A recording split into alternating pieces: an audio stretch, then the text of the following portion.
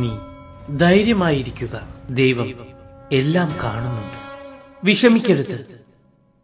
ജീവിതമാകുമ്പോൾ സങ്കടവും സന്തോഷവും ഉണ്ടാകും. ഇന്നലകളിലെ വിഷമതകളെ ഓർത്ത് വിധിയെ പഴിചാരാതെ മുന്നോട്ടു പോവുക. ഇത് നിന്റെ ജീവിതമാണ്.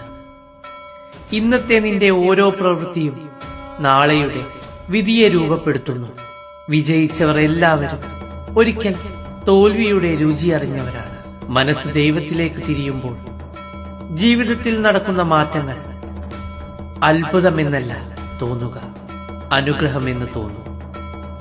ഭക്തി മനസ്സിനെ മാറ്റുമ്പോൾ ദൈവം വഴികളെ തന്നെ മാറ്റിത്തുടങ്ങും.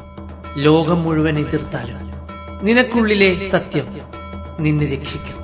ഭയക്കേണ്ട, നിന്റെ നിഴലും കാവലുമായ ശക്തി എപ്പോഴും നിന്റെ കൂടെയുണ്ട്.